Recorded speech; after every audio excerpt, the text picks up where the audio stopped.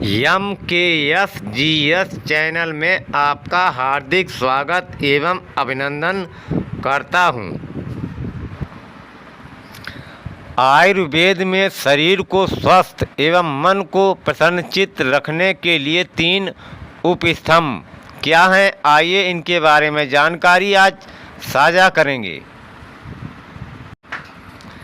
Doctor BS Katiyar MD Ayurveda medicine Lucknow PG diploma in 4 सूत्र, वरिष्ठ आयुर्वेदिक परामर्शदाता, पेट एवं गुर्दा रोग विशेषज्ञ।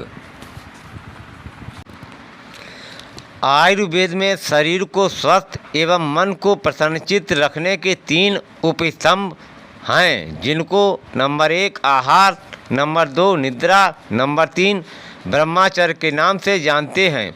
यदि मात्रा युक्त भोजन, सही समय पर भोजन एवं हल्का भोजन खाया जाए तो पेट के रोगों की समस्या नहीं होगी। ठीक उसी तरह जब सही समय पर सोया जाए और 7 से 8 घंटे की नींद एक साथ ली जाए तो शरीर भी स्वस्थ रहता है।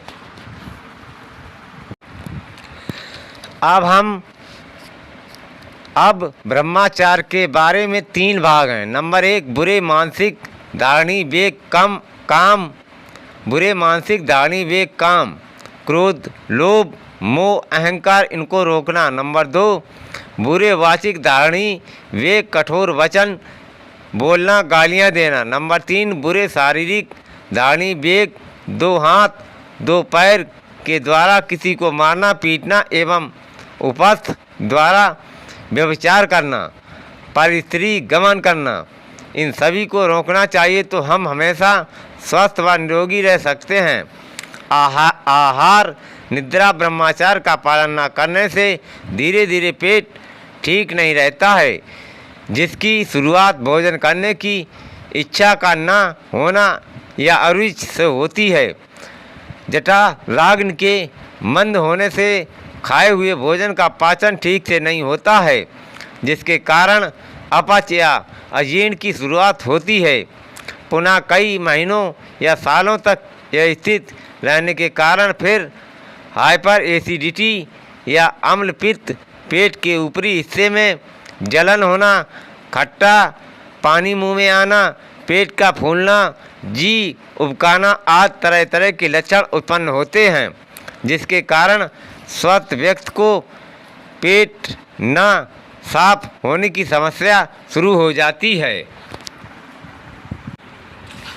सुबह उठकर कई बार मल त्याग के लिए जाता है, जोर लगाता है, 10-10, 15-15 मिनट शौचालय में बैठा रहता है, तब कहीं 2-3 बार में जाकर पेट साफ होता है, जिसको आयुर्वेद में कोष्ठबद्धता, कब्ज या कॉन्स्टिपेशन कहते हैं। जब कोई व्यक्ति लंबे समय तक पेट का रोगी रहता है, शुरुआती दौर में मल द्वार से जब मल निकलता है तो वह अत्यधिक कड़ा होता है, जिसको जोर देकर निकालने पर गुदा रोगों की शुरुआत होती है, जिसमें कभी कभी रोगी को खून भी आता है।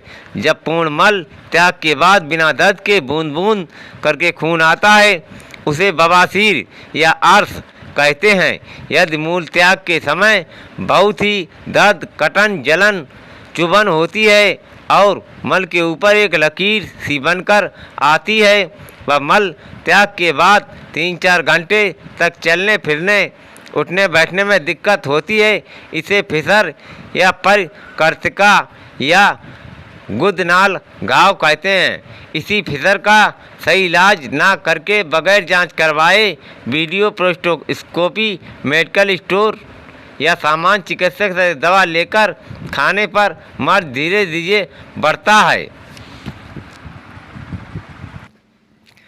गुदनाल घाव कहते हैं। इसी फिसर का सही इलाज ना करके बगैर जांच करवाए वीडियो प्रोस्टोस्कोपी, मेडिकल स्टोर या सामान्य चिकित्सक से दवा लेकर खाने पर मर्द धीरे धीरे बढ़ता है और फिसर से ही पाखाने के रास्ते के बगल में फोड़ा या पेरिएनल एब्सेस बन जाता है। जिसके कारण रोगी की सर्दी लगकर तेज बुखार आता है और पुट्ठों में मवाद भर जाने के कारण बहुत ज़्यादा दर्द होता है।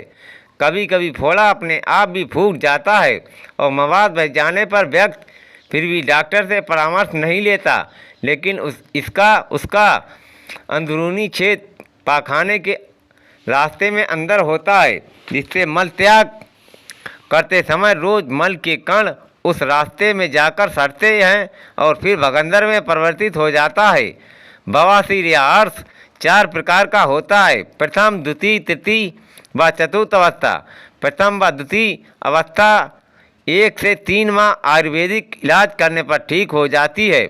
उसके बाद 6 माह कब्जियत का इलाज करने पर इस मर्ज से हमेशा के लिए छुटकारा हो जाता है। लेकिन तृतीय व चतुर्थ अवस्था में, जिसमें मल त्याग के समय मस्सा बाहर आता है और खड़े होने पर अपने आप या अंगुली से अंदर कर लिया जाता है, ऐसी दशा में बिना ऑपरेशन के बवासीर नहीं ठीक होती है। इसलिए बवासीर का इलाज हमेशा जांच करवाकर ही करवाना चाहिए। हेलो दोस्तों, इसलिए बवासीर का इलाज हमेशा जांच करवाकर ही करवाना चाहिए।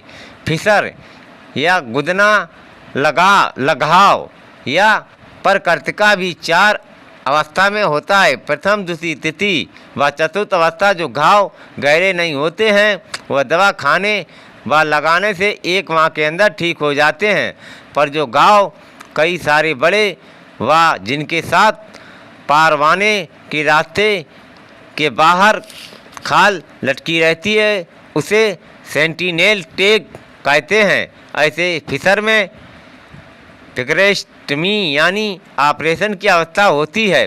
बार बार फिसर होने का कारण गुदनाल के अंदर मांसाकुरो एनल पैपिली का पाया जाना है, जो मलत्याग में रुकावट पैदा करता है, जिसके कारण ठीक से पेट न साफ होने के कारण कड़ा मलत्याग होने से बार बार फिसर बन जाता है। ऐसी स्थिति में फिक्सेक्टमी के साथ पेपिलीएक्टमी भी करनी पड़ती है, तब तक रोगी को पूर्ण आराम आता है। भगंदर का वर्णन आयुर्वेद में बहुत प्राचीन काल से है। सुश्रुत संहिता में 5 प्रकार के भगंदरों का वर्णन मिलता है, जिन्हें नंबर 1 शतपोनक, नंबर 2 उष्टग्रीव, नंबर 3 परिस्त्रावी, नंबर 4 शंभुकारवत, नंबर 5 उन्मार्गी कहते हैं। एलोपैथ के हिसाब से भगंदर उचले व निचले दर्जे का होता है। पाखाने के रास्ते में शुरुआती भाग में होने वाला भगंदर निचले दर्जे का होता है, जो 1 माह में ठीक हो जाता है। क्षार सूत्र द्वारा उचले भगंदर या हाईग्रेड फिस्चुला का इलाज किया जाता है, जिसमें बाद में मल को रोकने की क्षमता बनी रहती है। वह क्षार सूत्र द्वारा 7% भगंदर ठीक हो जाता है, दोबारा नहीं होता है, इसलिए इसे दोबारा ना होने वाली आयुर्वेदिक तकनीक कहते हैं। हाईग्रेड फिस्चुला को ठीक होने में 1 से 2 माह का समय लगता है। शरीर के समस्त प्रकार के रोग जठराग्नि की मंता के कारण होते हैं। रोगा सर्वे पिमंदाग्नौ सुतरामम उदरा उदसांडचा। रोगा सर्वे पिमान दाग्नौ सुतरामम उदारचा। पेट के रोगों की शुरुआत होने पर कालांतर में 1 वर्ष या 2 वर्ष बाद गुदा रोगों, पाइल्स, फिस्चुला, फिसर की शुरुआत हो जाती है। अतः समय रहते पहले ही अगर पेट के रोगों का सही समय पर इलाज कराया जाए तो गुदा रोगों से व्यक्ति मुक्त रह सकता है। अब तक मेरे द्वारा 1000 से अधिक भगंदर के रोगियों का सफल इलाज किया जा चुका है। प्लीज़ मेरा वीडियो आप लोगों को चिकित्सा के क्षेत्र में अच्छा लगा हो तो कृपया मेरा channel MKSGS like, subscribe, comment and share करें। थैंक यू, धन्यवाद।